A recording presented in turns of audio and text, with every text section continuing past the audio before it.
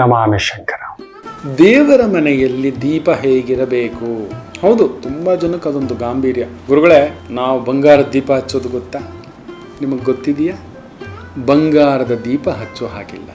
ಬಂಗಾರದ ಇನ್ನೊಂದು ರೂಪವೇ ಸೂರ್ಯ. ದಗ ದಗ ದಗ ದಗ ದಗ ದಗ ದಗ ಮನೆಯಲ್ಲಿ ಏನಾದರೂ ಕಲಹ ಜಗಳ, ದೊಡ್ಡ ದೊಡ್ಡ ಅಧಿಕಾರಿಗಳಾಗಿದ್ದರೆ ಕೆಲಸ ಕಳ್ಕೊಬಿಡ್ತಿರಿಲ್ಲ, ಅಲ್ಲಿ ಟೆನ್ಷನ್ ನಿಮ್ಮನ್ನು ಕಿಲ್ ಮಾಡಾಕ್ಬಿಡುತ್ತೆ. ಗುರುಗಳೇ, ನಾವು ಬೆಳ್ಳಿ ದೀಪ ಎಷ್ಟು ದೊಡ್ಡದಿಡ್ತೀವಿ ಗೊತ್ತಾ? ಗುರುಗಳೇ, ನಾವು ಕಂಚಿನ ದೀಪ ಇಡ್ತೀವಿ ಗೊತ್ತಾ? ಗುರುಗಳೇ, ನಾವು ಮಣ್ಣಿನ ದೀಪ ಇಡ್ತೀವಿ ಗೊತ್ತಾ? ಅದಲ್ಲ.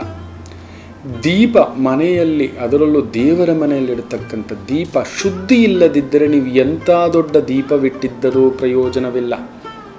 ಹೌದು, ದೀಪವನ್ನು ನೋಡ್ತಿದ್ದಾಗೆ ಕಪ್ಪಗಿರಬಾರದು, ನೆನಪಿಟ್ಟುಕೊಳ್ಳಿ.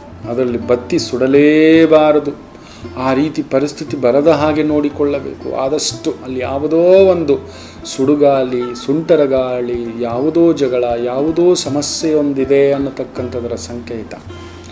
ದೀಪ ಎಷ್ಟು ಶುದ್ಧಿ ಇರುತ್ತೋ ಅಷ್ಟು ಆರೋಗ್ಯವಂತರಾಗಿರುತ್ತೀರಿ. ನಿಮಗೇನಾದರೂ ವಿಪರೀತ ಸೊಂಟ ನೋವು ಬಾಧಿಸ್ತಿದೆ, ಕುತ್ತಿಗೆ ನೋವು ಬಾಧಿಸ್ತಿದೆ, ಹೊಟ್ಟೆ ನೋವು ಬಾಧಿಸ್ತಿದೆ, ನರ್ವಸ್ ಪ್ರಾಬ್ಲಮ್ ಬಾಧಿಸ್ತಿದೆ, ಡಾಕ್ಟ್ರ್ ಹತ್ರ ಹೋಗ್ತಿದ್ದೀರಾ, ಡಾಕ್ಟ್ರ್ ಏನೂ ಇಲ್ಲ ರೀ, ಇಟ್ಸ್ ಆಲ್ ಯುವರ್ ಮನೋಭ್ರಾಂತಿ ಅಂತ ಏನೋ ಹೇಳ್ತಿದ್ದಾರೆ ಅನ್ನೋದಾದರೆ ನಿಮ್ಮ ದೀಪವನ್ನು ಪರೀಕ್ಷಿಸಿ. ಎಲ್ಲೋ ದೀಪದಲ್ಲೊಂದು ಅಪಶ್ರುತಿ ಬಂದು ಅಡಗಿ ಕುಳಿತು ಬಿಟ್ಟಿದೆ, ನಿಮಗೇ ಗೊತ್ತಿಲ್ಲದೆಯೇ ಅಲ್ಲೊಂದು ಅಪಚಾರವನ್ನು ಮಾಡಿಬಿಟ್ಟಿದ್ದೀರಿ. ಆ ದೀಪವನ್ನು ಸುಡುವ ಹಾಗೆ. ದೀಪ ಖಾಲಿಯಾಗಿ ಸುಡಬಾರದು.